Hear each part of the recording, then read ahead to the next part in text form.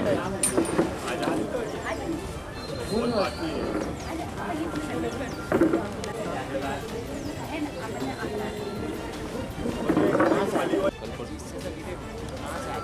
से आज़ादी दी है। खुले खाली रखी ना तो पीछे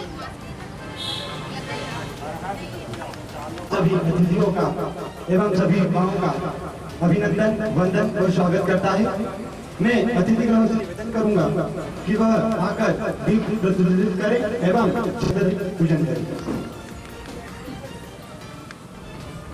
को मेरा सलाम। स्वतंत्रता दिवस और आज़ादी की आप सभी को शुभकामनाएं। वो लोग जिन्होंने इस देश के लिए जान दी, क्या वो ऐसा भारत चाहते थे जहां हम एक और मूर्तियों को माला पहना रहे हों और वहीं कोई भिखारी 1 रुपये मांगता है तो हम उसको लुटकार कर भगा देते हैं? क्या हम ऐसा भारत चाहते थे? या फिर वो लोग जिन्होंने आज़ादी की लड़ाई लड़ी वो ऐसा भारत चाहते थे कि पानी, बारिश का पानी देखकर कोई अगर मंदिर में रुक जाए तो उसे मार मार कर उसकी जान ले ली जाती थी? क्या हम ऐसा भारत चाहते थे जहां मॉब लिंचिंग के नाम पर ऐसे जघन्य 10-12 लोग मिलकर एक व्यक्ति को मार डालते हैं और पुलिस प्रशासन से पूछो तो कहते हैं ये तो जनता ने मारा है, इस पर कोई आरोप कार्रवाई नहीं होगी? या हम ऐसी आजादी चाहते थे कि किसी परिवार को मौत के घाट उतार दिया जाए और प्रशासन चुप रहे और ये कहे आकर कि सब ठीक होगा? क्या यही भारत चाहते थे? देवास जिले की एक घटना, एक पुलिस ऑफिसर, ज्यादा बड़े ऑफिसर नहीं थे, सिर्फ कांस्टेबल थे, पर जुनून उनके अंदर पहले से ही था। कोशिश की कि गांव की कुछ हालातों को सुधारेंगे, वो कार्रवाई पर कार्रवाई करते रहे। लेकिन हुआ यूं, जब उसका परिवार कहीं बाहर गया था शहर, तो उसको गांव वालों ने मिलकर आग लगा दी और जब परिवार रोते रोते पहुंचा तो देखा कि लड़का मर चुका है। और उस दौरान पुलिस प्रशासन और सभी लोगों ने कह दिया कि सिलेंडर फट गया था। उसके घर तो सिलेंडर ही नहीं था गैस का। अब उसको पुलिस को उसकी मदद करना चाहिए थी, पर यह नहीं हुआ। क्यों? क्योंकि हमारा देश जनप्रतिनिधियों के द्वारा चलाया जाता है और कुछ जनप्रतिनिधि ऐसे होते हैं जो नाम मात्र के होते हैं। क्या हम ऐसा आजाद भारत देश चाहते थे जहां सरकार की योजनाएं सरकार से तो निकले, लेकिन असली गरीब तक पहुंचने से पहले ही नकली और बनावटी गरीब पैदा हो जाते हैं और वो योजनाएं धाराशाही हो जाती हैं बीच के रास्ते में? और वे लोग जिन्होंने इस देश को आजाद करने के लिए लड़ाई लड़ी, क्या वो ऐसा देश चाहते थे? इस सभागार में उपस्थित सभी भारतीयों से मैं पूछना चाहता हूं कि ये देश उस भिक्षावृत्ति करने वाले का भी उतना ही है जितना कि हमारा।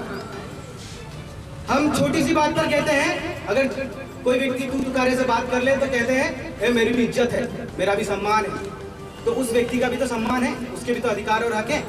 क्यों? क्योंकि वो भारत का नागरिक है।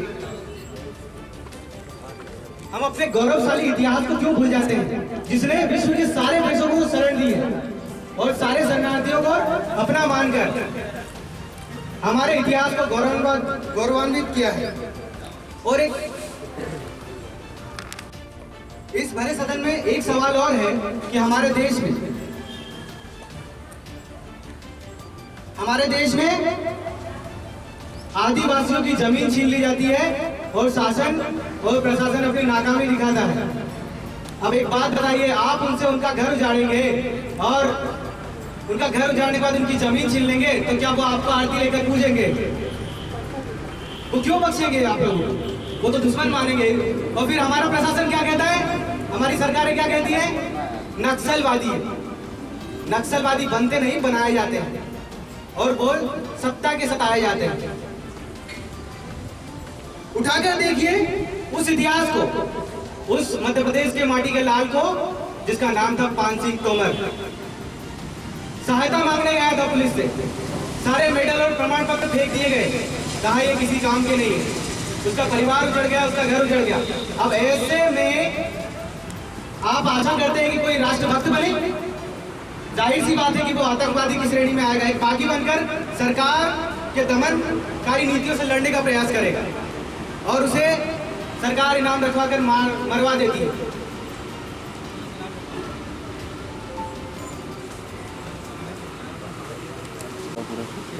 26 नवंबर 1949 की उस मीटिंग को जिसमें सरदार वल्लभ भाई पटेल ने कहा था छुआछूत किसी प्रकार की हो समाप्त कर दी गई। मैं पूछना चाहता हूं कि भारत के उन छोटे छोटे कस्बों और गांवों में जो होने वाली है, क्या वो छुआछूत है? उनका ये सपना था,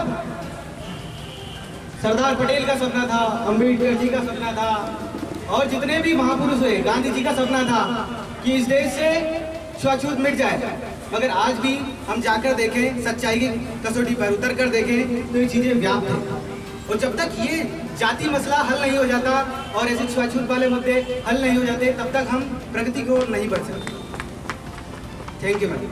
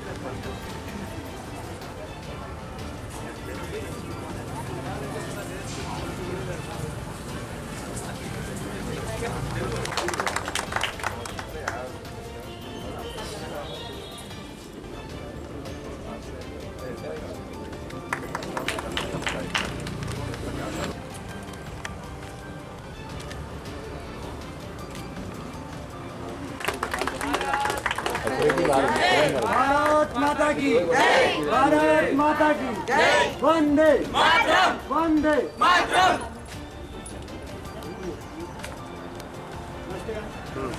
राष्ट्रगान के लिए अधिनायक जय हे भारत भाग्य विधाता, पंजाब सिंध गुजरात मराठा द्राविड़ उत्कल बंग, विंध्य हिमाचल यमुना गंगा, उच्चल जलधि तरंगा, तव शुभ नामे जागे, तव शुभ आशीष मांगे, गाहे तब जय गाथा, जय मंगलदायक जय हे भारत भाग्य विधाता, जय हे जय हे जय हे जय जय जय हे। भारत माता की जय, भारत माता की जय, वंदे मातरम, वंदे मातरम।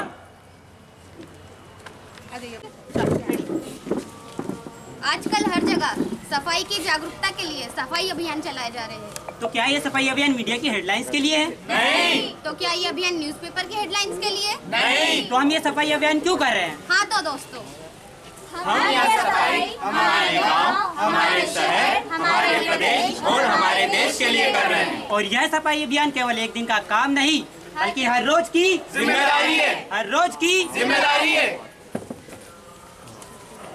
यह तो ही समझने की बात। लेते एक रियलिटी चेक। हम तो रास्ते से जा रहे थे, हम तो भेलपुरी खा रहे थे, हम तो कचरा फैला रहे थे। रास्ते से जा रहे थे, भेलपुरी खा रहे थे, कचरा फैला रहे थे। यहाँ गंदगी फैली तो हम क्या करें, यहाँ गंदगी फैली तो हम क्या करें।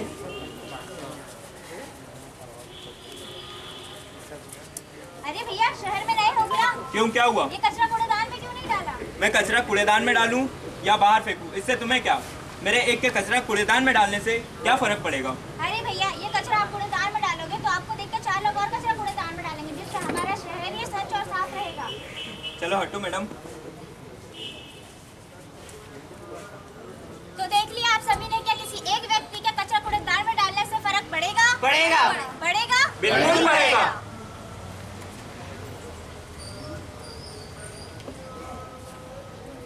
सब्जी ले लो, सब्जी हरी हरी ताजी ताजी सब्जी। सब्जी ले लो, सब्जी। अरे भैया टमाटर कैसे दिए? 10 रुपये पाव मैडम। और भिंडी? 10 रुपये पाव। अच्छा, तो आधा किलो टमाटर, आधा किलो भिंडी ले दो। मैडम को ले। अरे भैया हाथ में क्यों दे रहे हो? पॉलिथीन नहीं है क्या? मैडम पॉलिथीन सरकार ने बंद रखी है, हम अपनी दुकान पे पॉलिथीन नहीं रख सकते। आपको घर से थैला लेकर आना चाहिए। तो क्या मैं तुम्हारे लिए पूरे मार्केट में थैली लेके घूमूंगी? मैडम अब ये आपकी जिम्मेदारी है, हर व्यक्ति की जिम्मेदारी है कि वो सिर्फ घर से थैला लेकर आए। जाओ, मुझे नहीं तुम्हारी सब्जी अपने पास रखो। अरे अरे दीदी रुको, हमारे स्कूल में हमारी टीचर्स ने बताया है कि पॉलिथीन के बैग का इस्तेमाल करने से पर्यावरण दूषित होता है और इससे वायु प्रदूषण भी होता है। पॉलिथीन के बैग का इस्तेमाल करके हम सड़कों पर फेंक देते हैं, जिससे बारिश में वो नालियों में जाके हमारी नालियाँ जाम हो जाती है, इसलिए हमें बहुत दिक्कतों का सामना करना पड़ता है। हमें पॉलिथीन के बैग का इस्तेमाल नहीं करना चाहिए। ये मेरी जिम्मेदारी नहीं है, ये जिम्मेदारी सरकार की है। तो देखा दोस्तों आप सभी ने, ये जिम्मेदारी सिर्फ सरकार की है। नहीं दोस्तों, ये जिम्मेदारी केवल सरकार की नहीं बल्कि प्रत्येक नागरिक की, प्रत्येक व्यक्ति की है।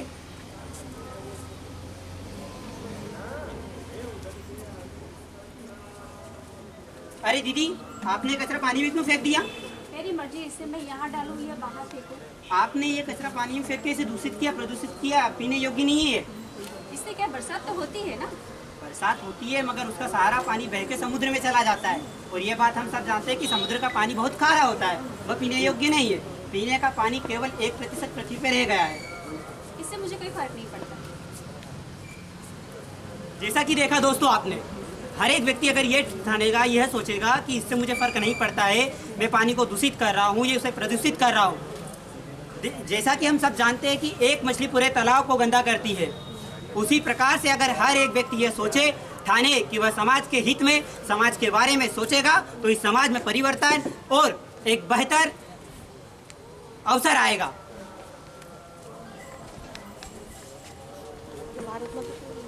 हेलो।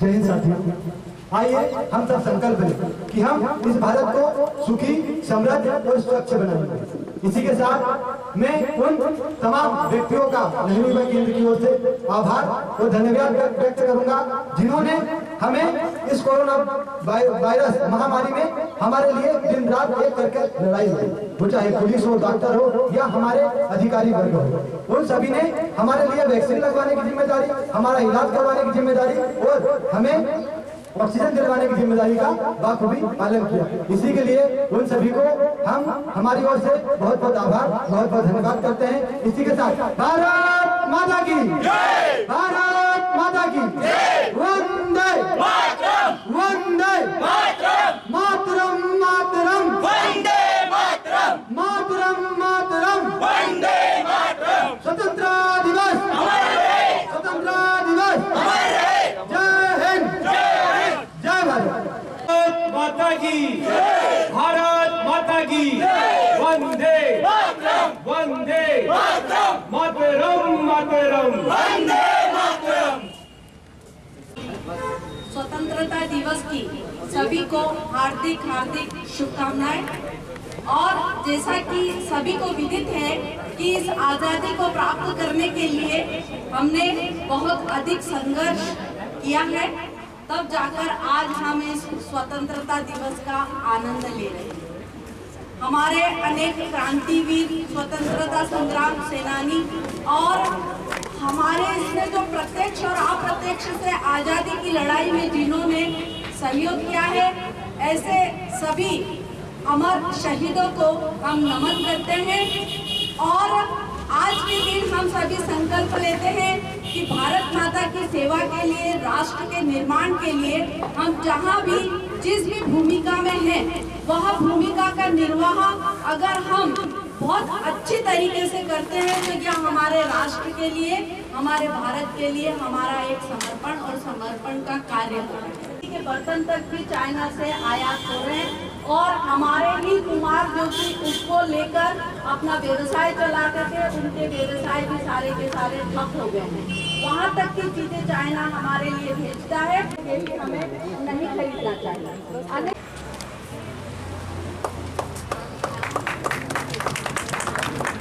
दीपक सूर्यवंशी, प्रियंका नागराज,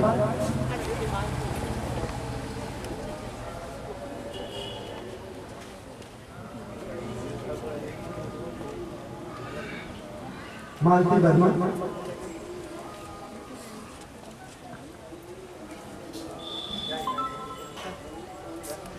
वैशाली मालवीय,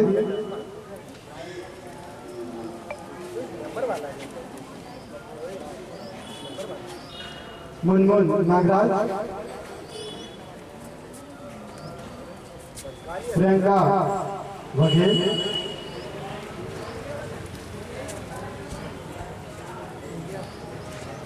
कृतिका शिवपुरे,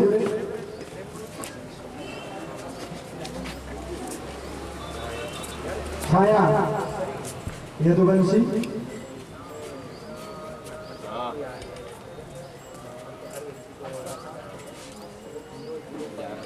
राजेंद्र मंदराई,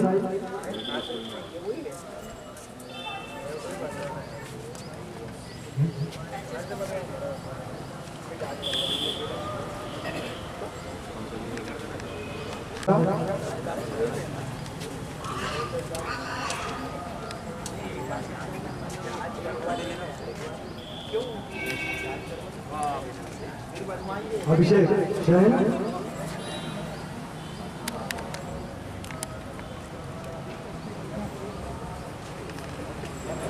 प्रियंका धमारे,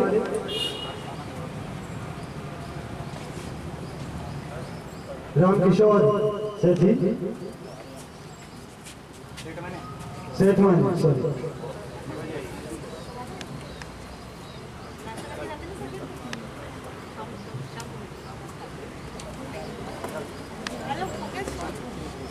पंकज गार्गे,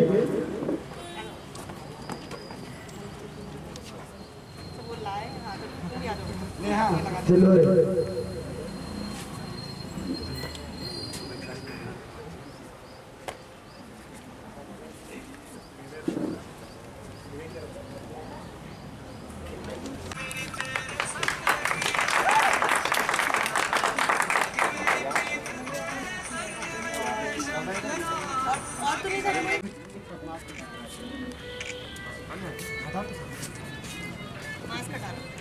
निकाल ले, को निकाल ले बिना मास्क के।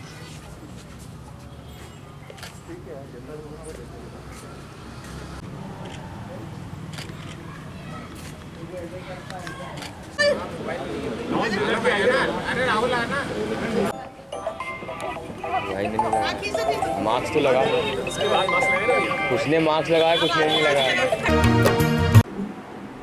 जय हिंद सभी को।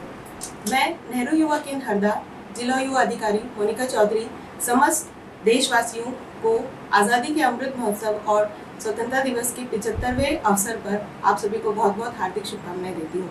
साथियों, जैसा कि आप जानते हैं 13 अगस्त से 2 अक्टूबर 2020-21 के दौरान पूरे देश भर में आज़ादी के अमृत महोत्सव की 75वीं वर्षगांठ के तहत फ्रीडम रन 2.0 का आयोजित किया जा रहा है। इस कार्यक्रम का मेन उद्देश्य यही है कि हम युवाओं को फिटनेस और नेशनल पेट्रियोटिज्म की भावना के साथ जोड़ के रखें। तो मैं समस्त युवाओं से, समस्त जिलेवासियों से यही आग्रह करूंगी कि आप इस कार्यक्रम के तहत हमारे साथ जुड़े। नेहरू युवा केंद्र एक इनिशिएटिव ले रहा है, साथ साथ इसके साथ साथ NSS भी जुड़ा हुआ है।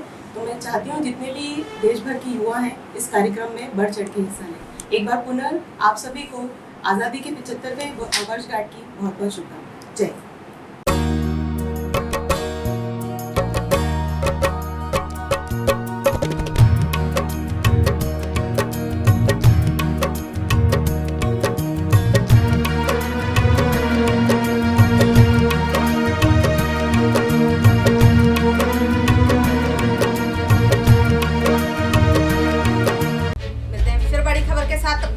हमारे साथ AN न्यूज़ लाइव चैनल पर। खबर हमारी, फैसला आपका।